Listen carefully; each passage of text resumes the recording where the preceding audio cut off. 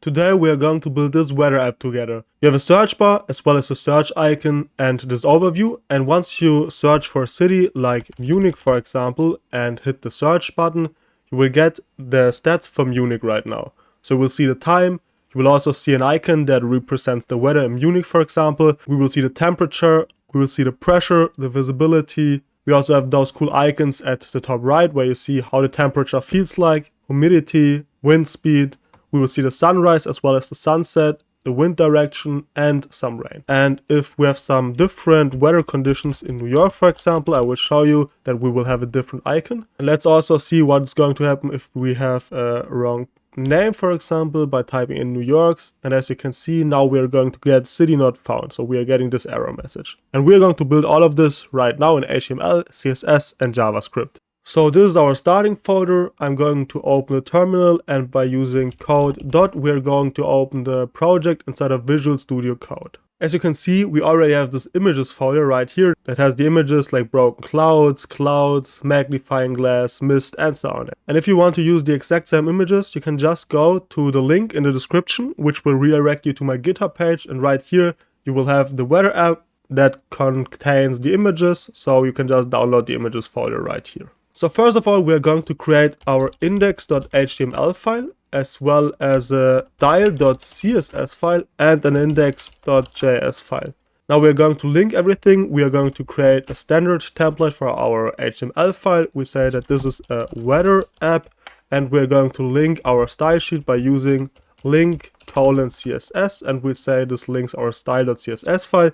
We're also going to link our script file by using script of type module for example. We say the source is index.js, and since we are defining it inside of our head, we need to use the defer attribute, which tells the browser first load the HTML code and load this file after everything inside of HTML has been loaded. So this is basically a modern way to define the script tag. Now you will need the live server extension for this one, so we're going to open it with the live server. First of all, let's create a wrapper div for our entire application, and inside of this div we are first going to create a div for our search bar for example. Inside of this search bar we have the search input to the left and we will have the search icon to the right.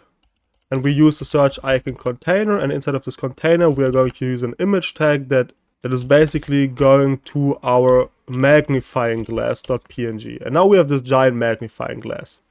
Inside of our style sheet, we are first going to define those variables inside of our root, so you can just copy them if you want to, or you can just go into the GitHub folder again, into the CSS file, and you just copy out those values.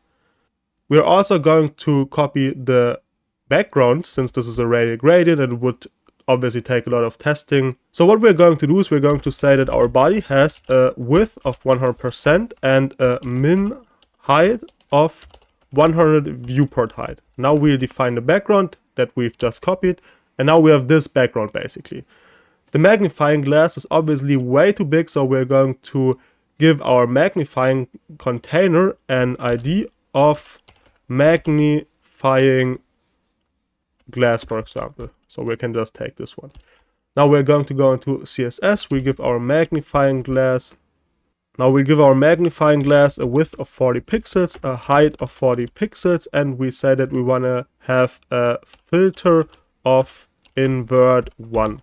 And now we have this wide magnifying glass. Maybe we need to adjust the width and the height later on, but we can do so. So now we need to give this entire card an ID of card for example. And we say that we are going to target our card by giving our card a maximum width of 1000 pixels, for example.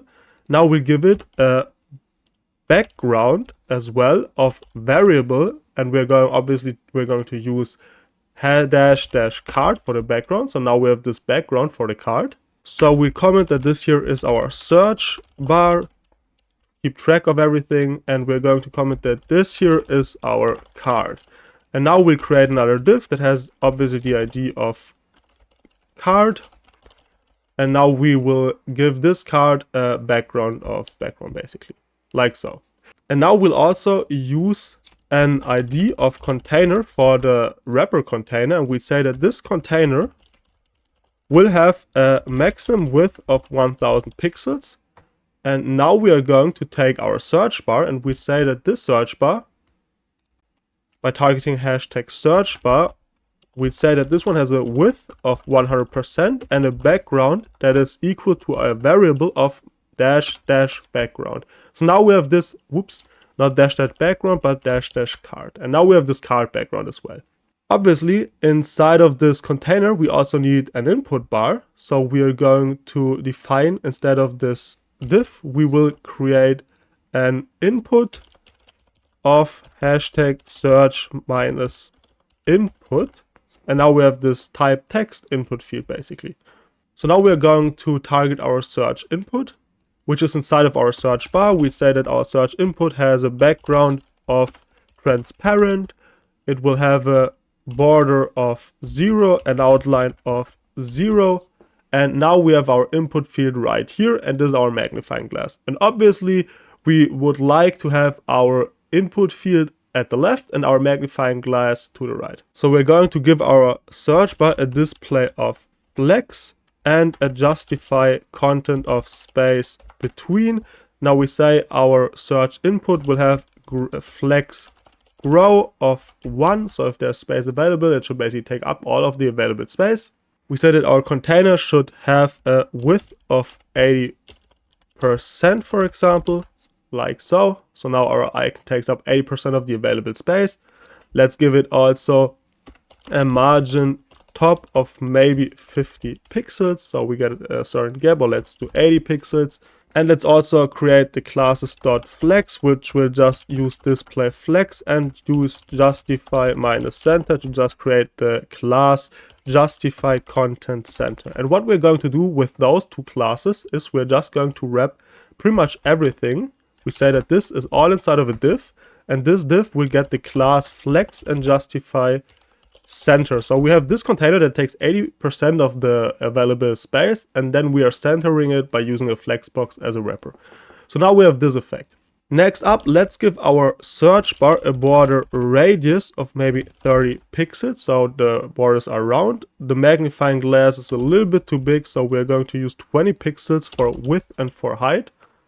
Now we're going to use a padding to our search input, for example, of 20 pixels. And we use this padding for our search bar. So now we have this padding. Let's only use 50 pixels though, or let's go with 10 pixels. So now we have this search bar icon. So we are going to use 10 top and bottom, and let's use 20 pixels left and right, or let's go with 15 pixels, and now we have this effect. So this is the search bar that we're looking for. We also should have a placeholder for our input feed. So we say placeholder search for a city. We're going to save this. Now we have this placeholder effect, and we replace this container with a button, because obviously, so yeah, this is the closing button, because obviously we want to be able to click this icon. So our search icon container is now a button, and now we are going to target our search icon container by using hashtag search icon minus container. We say that we want to have a background that is basically transparent, a border that is 0, a cursor that is a pointer, and now we have this effect. So now we can click this button. So as you can see, this is the app if we are going into a full screen mode.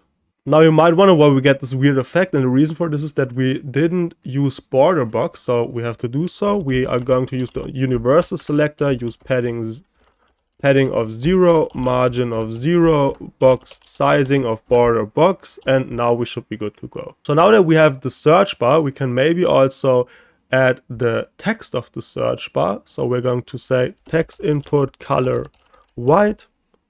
Now if we're writing, it's basically white color. So now we have to create this card effect basically. And obviously, first of all, we need to create one div that contains New York as well as the time, and one div that contains those badges. And we're going to start with the header div basically inside of our card.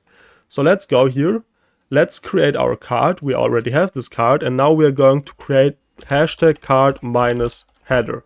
Instead of this card header, we obviously need to create something for the city. We need to create something for the current time. So we take current minus time. we put both of these inside of another div. And now on the same level, we are going to create a div that includes all of our badges. So we create badges minus container. Inside of this container, we will have dot badge, for example. And inside of this badge, we usually have a text like fields, like, and then we have something inside of a bold text that is, for example, 16%, whatever. So now we can just duplicate this badge twice. And instead of fields like, we have fields like humidity and wind. So we're going to say fields like humidity, and we will have wind right here. So let's start to style our card. Let's give our card a padding of 40 pixels, for example. Now we have this effect. Let's target our city. We can just use a placeholder for now. So we're going to say Munich. The current time is maybe 10:24, like so. And now we're going to target our city and our current time. So we say dot city font size is equal to maybe 60 pixels. Color is white. Font weight is bold. And for the font family, I'm just going to add this line instead of our body. So now we have this font family. Now let's also target dot current minus time. Let's use a font size of maybe 0.9 rem. Let's use a color of var dash muted. So now we have this effect. And now we need to put all of this inside of a flexbox. So let's maybe say that we want to have a line height of 1. So this here gets closer to Munich. Let's start to create our badge minus container. We say this one has, a display of flex, a gap of 10 pixels, and I think it's badges container, yes. And we have those ones next to each other. Now we're going to target our badge. Instead of our badge, we will have a color of white. We will have a background of RGBA 0.08. Oops, my bad. We need to use 255 for those values, since we want obviously to use white, like so. Now we have this effect. Now we're going to use padding of maybe 8 pixels, 15 pixels. We have this effect. We want to use width of fit content, white space of no wrap. Now we're also going to use a border minus radius. Let's use 30 pixels. Now we have those round badges. And this looks pretty much alright to me. Obviously we have this overflow, but this isn't really too bad for now. We're going to fix this one later. So this is what it looks like for now. Let's also give our card container a border minus radius of 15 pixels. And we have our city inside of our card header, as well as our badges. And obviously inside of this card header, we want to have them next to each other. So we're going to target our card header by saying display flex, justify content, space between, and we want to have line items of flex start. We're going to see and take a look, and as you can see, now we have Munich and our time at the left and our info badges to the right. Let's now create the body, where we have this image to the left and we have those temperature stats as well as some other stats to the right. So first of all, we're again going to use a comment to keep track of everything, and we say this is the card header, and right below our card header we create our card body. We say hashtag card minus body right here.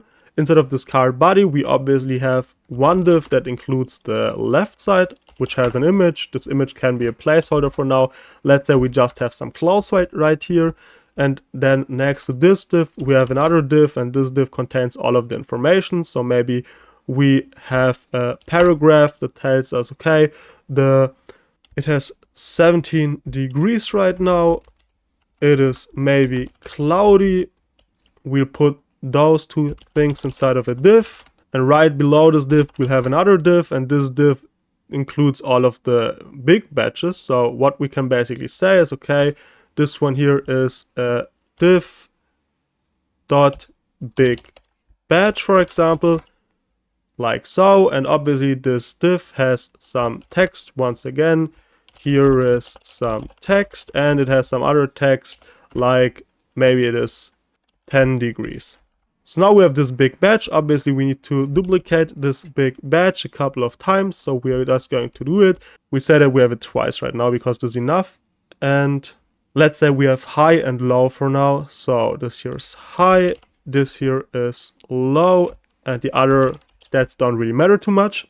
Now let's go into our style shield and let's create some general styles, because I think this is a lot easier if we just say we are going to create the class.white. We say the color is white. We're going to create .bold, and we say that the font weight is just bold, for example. So now we can go into this HTML file. We can say class is white and we take bold, for example.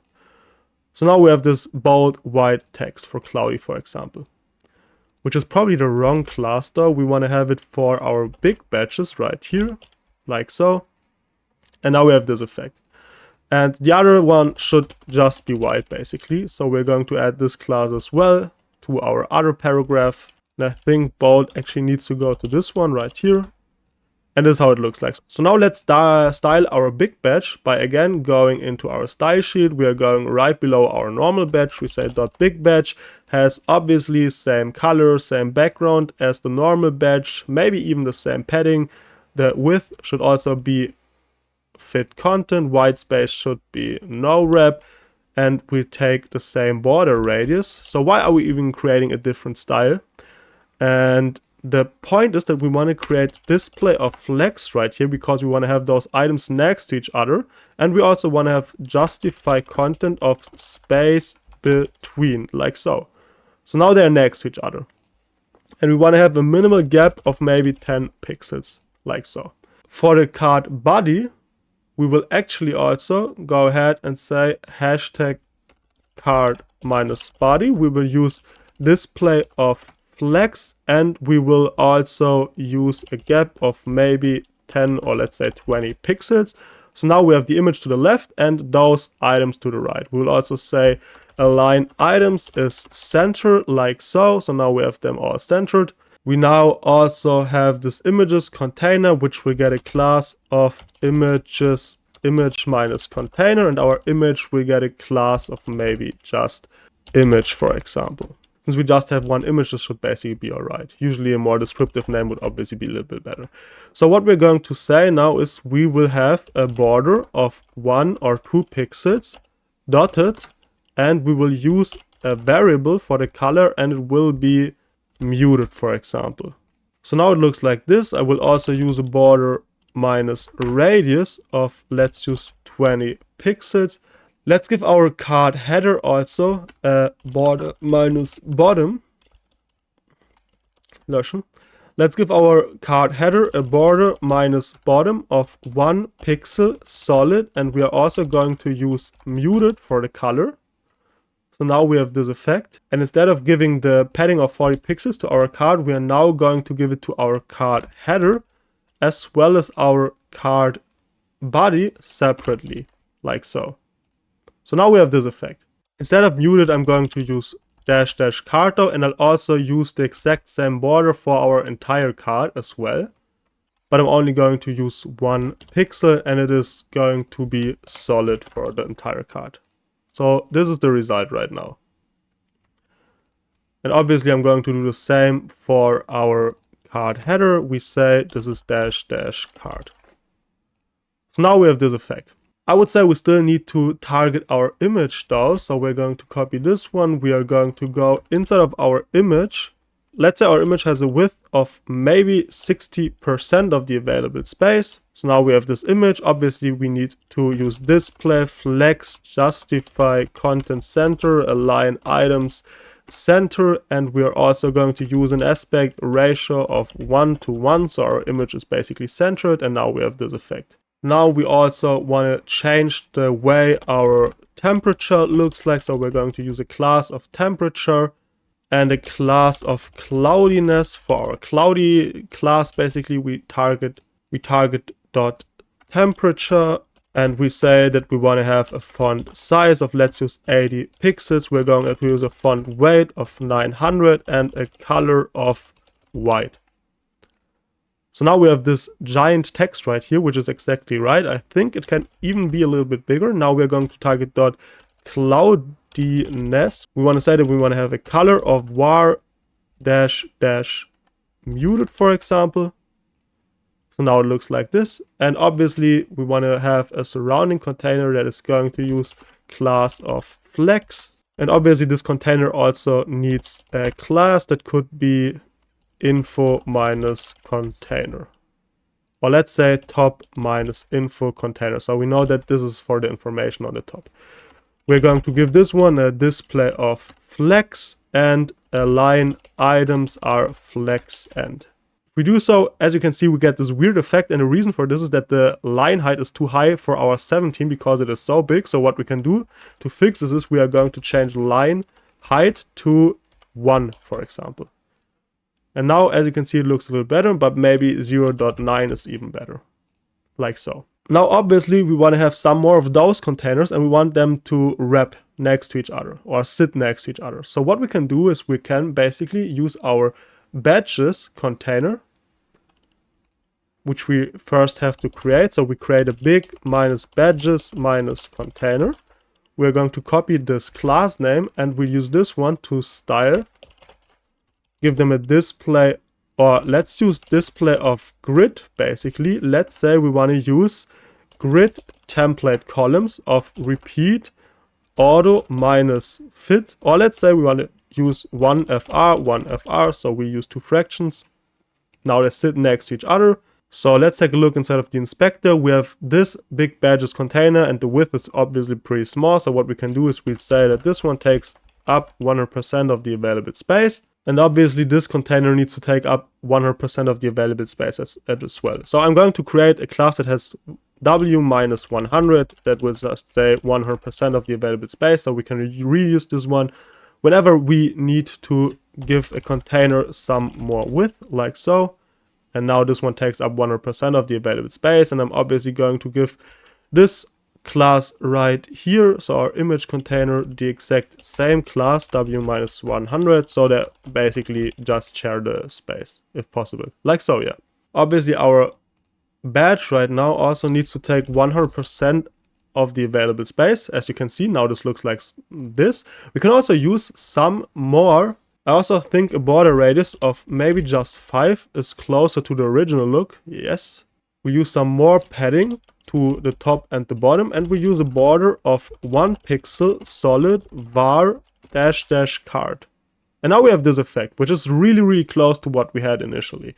We can also use for our big badge container a gap of maybe 10 pixels, so we have a slight gap.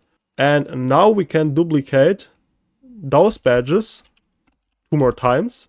And as you can see in the original app, we have pressure and visibility right here. So we're going to add pressure and visibility over here. To our big badges container, we will add some more margin to the top by maybe 20 pixels. And now we have this effect, and I think this looks really good already. So now the last thing that we really need to create the app that we had is our bottom container. And this one should go really fast, to be honest. So we're going to take a look. We'll copy our comment once again, and right below our container, our card body, we create the card footer, for example, and we have a div over here that has the ID of card minus footer, for example. Inside of this footer, we basically take a giant minus badges minus container, and inside of this container, we will have a .giant badge container. And as you can see, this giant badge container has a stat, and then it has the information about the stat. So we need 2 paragraphs basically sitting below each other. So the first one could, for example, be 7:00, and the second one could, for example, say sunrise. Obviously this one needs a class of white and bold again, and the other paragraph just needs a class of white. So now we have this effect. So let's start to style our card footer by giving it, for example, a padding of 40 pixels. I also think we need to use a border bottom for our card body basically. I think we didn't define that one yet, so we're going to give this one to our card body. Now we have our card footer, and inside of our card footer we obviously want to use or let's use this instead of our giant batches container. So let's target hashtag giant batches container. We say we want to have display flex, and we want to have justify content space between. Now we need to target our giant batch essentially, and we can do so by using .giant batch. And this giant batch should obviously look pretty similar to a big batch. So we're just going to copy all of those styles. And the only difference should basically be that we don't have display flex justify content of space between, but display flex direction of column. We want to center our items, so we use justify content of center and align items of center. So now we have this badge, as you can see. So now to create a better effect, we are basically going to use 4 badges next to each other. We could, for example, say the first one is sunrise, sunset, wind direction, and rain. So sunrise, sunset, wind direction, and rain is our last one. We're going to save the icon. Now we have this effect. And obviously some gap would be pretty cool. So we're going to go into our giant badges container, and we say that we want to have a gap of maybe 10 pixels. So now we have this effect. Also, let's again target our card by giving it a margin top of maybe 10 pixels and a margin bottom of 40 pixels. So now we have some space to the bottom and some space to the top. Also, I really feel like our image could be slightly smaller, to be honest, as well as our images container. So we say for our image, we, for example, want to have a height of, let's say, 300 pixels, for example. And now we have this effect. And I think this looks a little bit better already. So next up, let's also add our error message right below. So right below our search bar. And obviously we will hide our error message later on, but now we can just create a container that is basically a placeholder. And as you can see, this one displays an error message. So what we can do in order to do so, we are going to grab this error message container. We will target it inside of CSS, hashtag error, obviously with 100%, padding top bottom maybe 20 pixels, or let's say 15 pixels, and left right doesn't really matter. We will use display flex. We will use text align of center. We will use a background of white. We're going to save this. So we have this error message, maybe some border minus radius of 15 pixels, margin top of maybe 10 pixels. So now we have this effect. Looks pretty much alright to me already. And for the font weight, we'll use bold. And for the color, we are going to use this hash code for red. So now we have this error message right here, which should be inactive usually. So what we can basically do is we create display of none, and we use a class that is basically called active. And once our error div has the class of active, we are going to set display to block once again. So now as you can see, it's usually hidden. And this is all we really need to start with our JavaScript code. So what we can do now is we are going to use the Open Weather API by going to Google basically. We're going to open the Open Weather API right here. We click sign in. So now you can either create an account or sign in. Once you've signed in, you can go to My API Keys. And I really recommend you to either generate one, or if you already have one, you can just copy the code right here. We're going to go into our index.js file. We say const API key, and this is equal to, this API key right here. We also need to use an API, obviously, to fetch the weather data. So what we're going to do is we're going to take a look at some APIs, and we are going to use current weather data. In order to use this API, there are different methods. Obviously, we could use lat and longitude to search for a different region, but since we don't really want to use lat and longitude, we have to use the city name, because this is like a lot more convenient for our purpose. So if you scroll down right here, you can see that you can also do an API call by using API key as well as city name. So we're going to copy that one as well.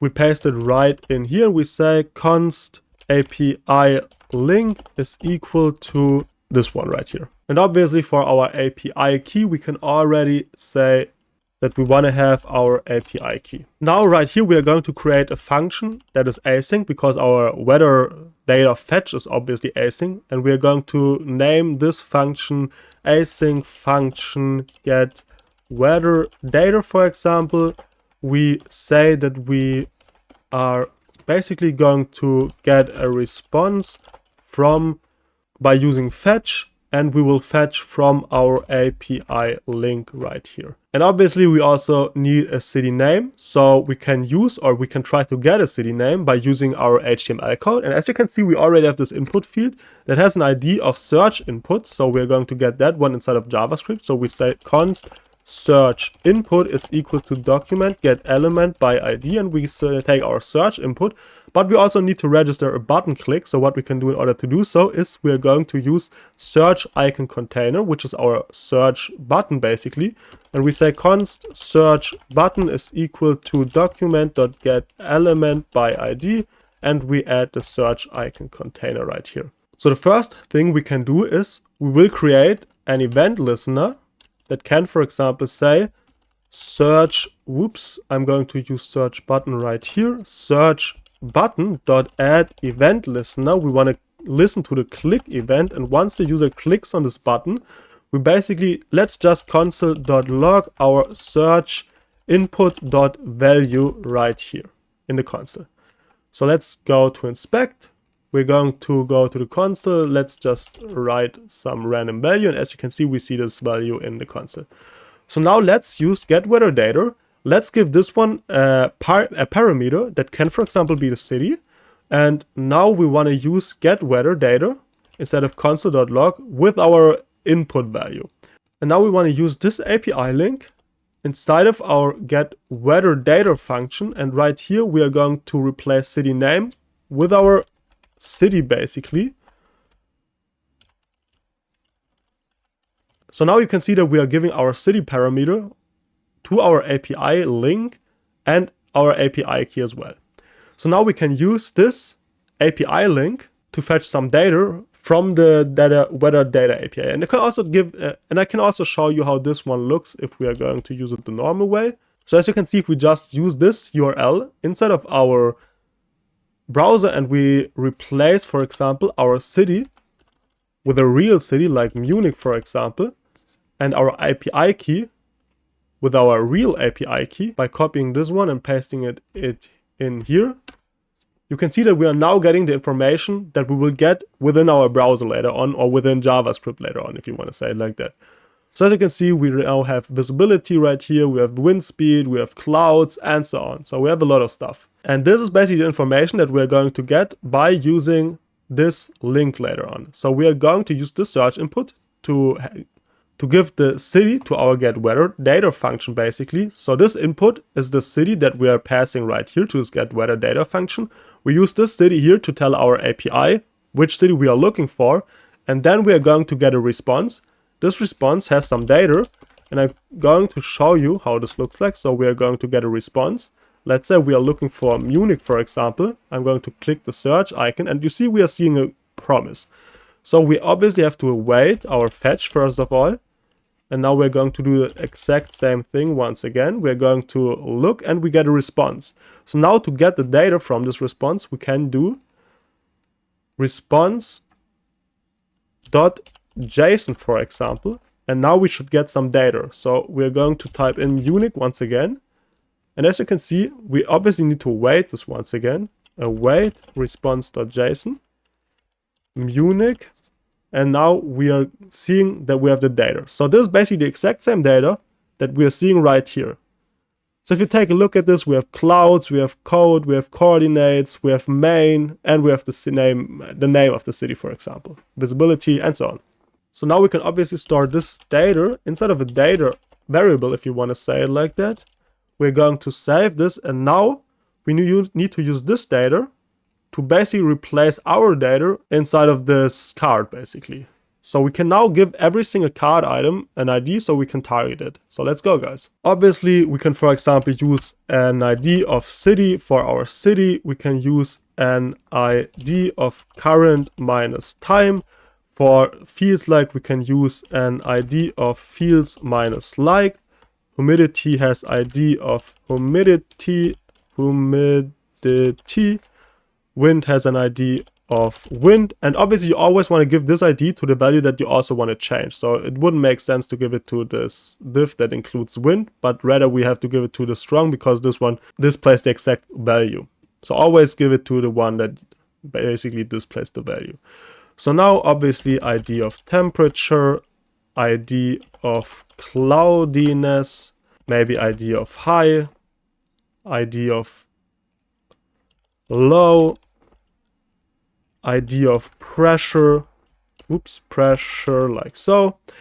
And obviously it makes sense to use like pretty much the same names that we used to describe them right before, because this makes it a lot easier to just replace them in JavaScript or target them in JavaScript in a second. So right here we use ID of sunset, for example, here an ID of wind minus deer, and here ID of rain.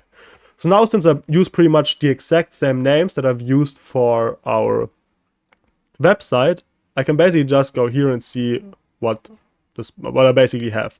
So we are going to start with fields like humidity and wind. So we need to get all of those items inside of JavaScript. So we can go ahead and say const fields like is equal to document get element by ID, and we're going to use fields like. Next up, humidity and wind. So we're going to go ahead, use humidity equals document get element by ID, humidity const wind equals document dot get element by ID, and wind. And obviously this works exactly the same for every single one of those. So I'm just going to type them out, and you can obviously type them out by yourself, and yeah, we see once I have all of them. Now I think I have pretty much all of them. So what we're going to do now is we're going to console.log our data inside of the console. And now I want to give all of those values, or set all of those values inside of this function. Once the user basically used a function used a city to search. So let's use Munich, for example. As you can see, we have this object right now. And let's, for example, say we want to use our fields like value. So what we can do is we are going to say fields like dot text content is equal to the data that we are getting. The data is basically an object. Instead of this data object, we have something like main, for example. And as you can see, we have fields like right here. But as you can see, the value is pretty weird. And there is a reason for this, because the unit is basically not the unit we want to use. And as you can see, you can change the units by using the units parameter. So instead of let's test this inside of our browser. Let's take an end sign. Let's use an end sign, and let's say our units equal metric. And as you can see, now we have our temperature, temp max 10.89, for example, temp min 8.36, fields like 9.85.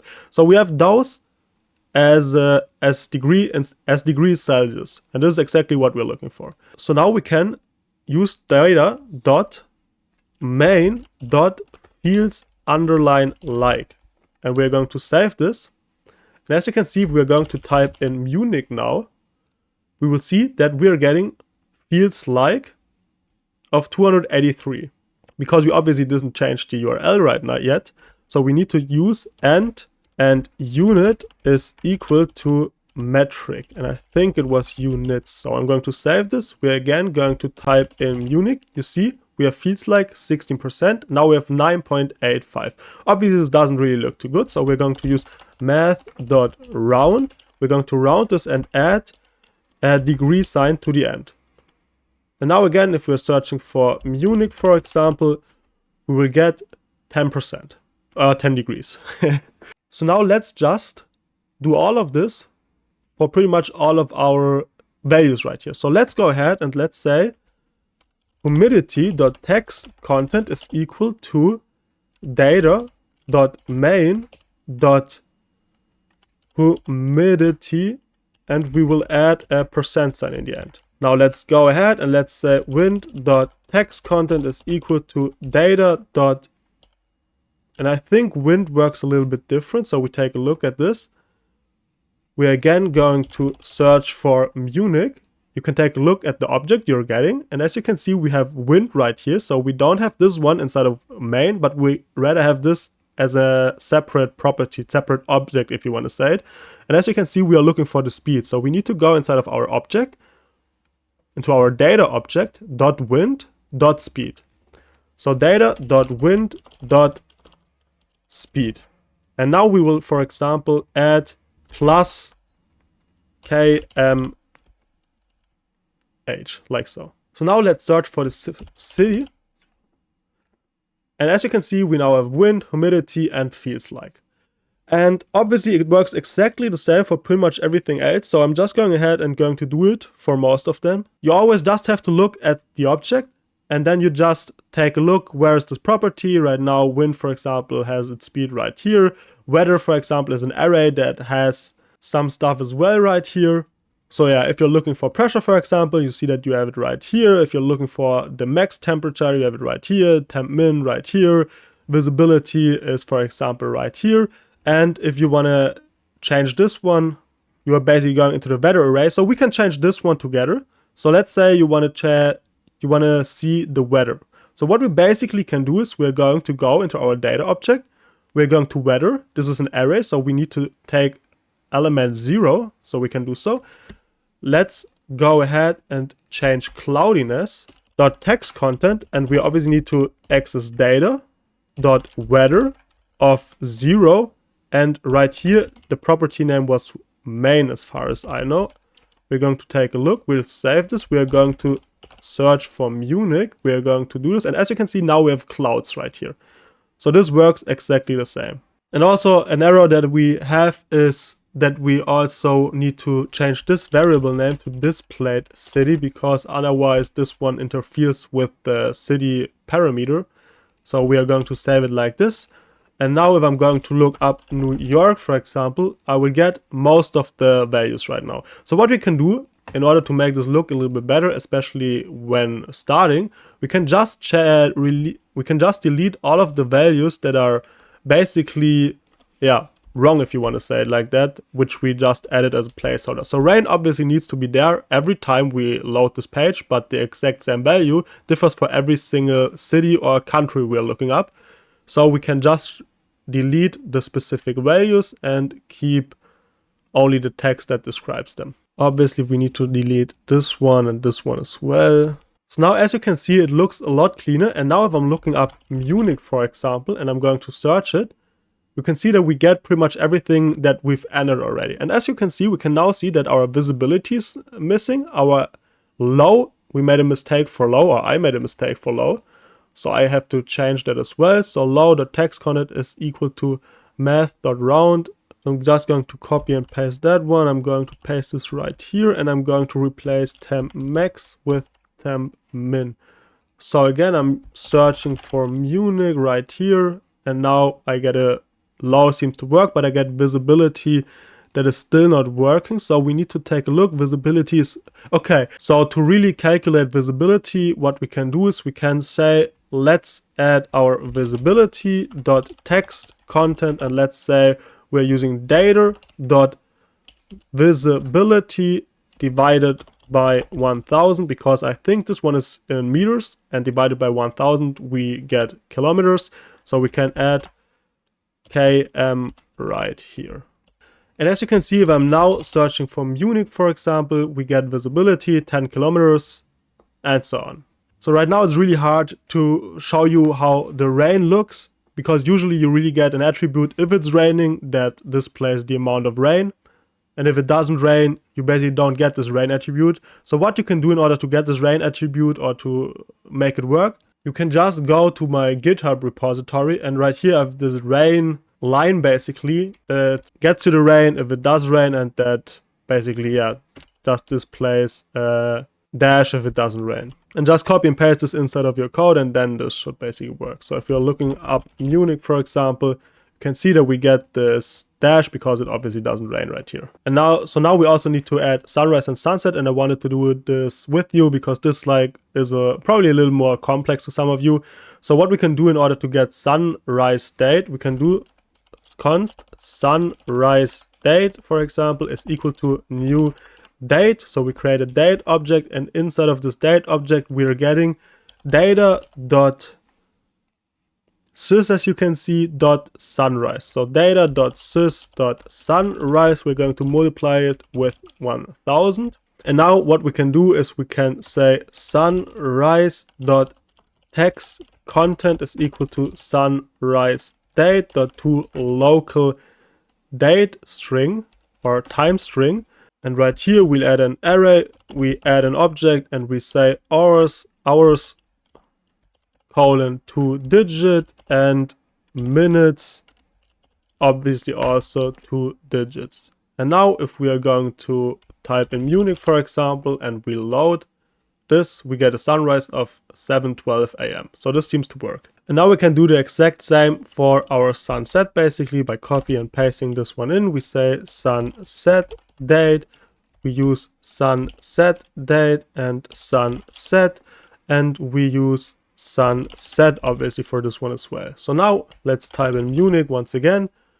We have this result, and two things are missing. So now we obviously also need the time below our city, and we need to change the image depending on the weather that we're getting. So now to get a date right here, I really recommend you to just go to my GitHub repository and copy and paste those lines to the top, and then you can just get the current date by going to current time.text content and copying this time in here as well to the bottom, for example.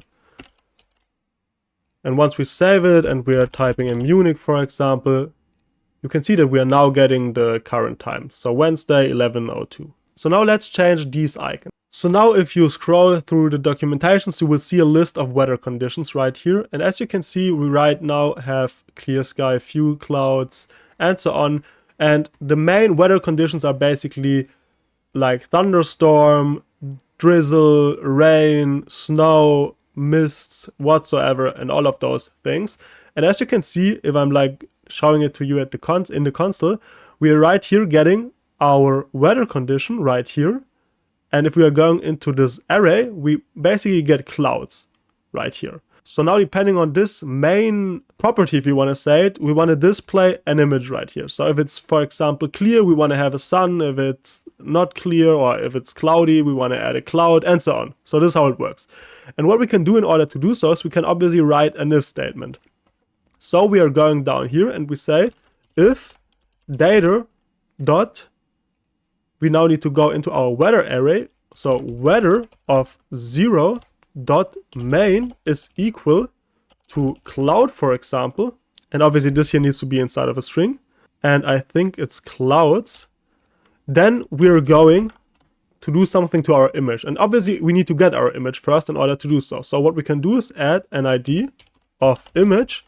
We are now going to get this image inside of JavaScript by saying const image is equal to document.getElement by ID. We are getting this image. And now we obviously want to add the image source depending on the image or depending on the state that we have. So we say image.source is now equal to, let's go inside of our images folder. So, and now let's say we want to use sunny.png because we just want to get a sunny image if this works. So let's use Munich. We're going to save it. And as you can see, we now are getting the sun right here. So this seems to work, even though it's obviously cloudy. So for the cloud, we should obviously use a cloud image. So we're going to say, okay, if it's cloudy, we'll use clouds.png.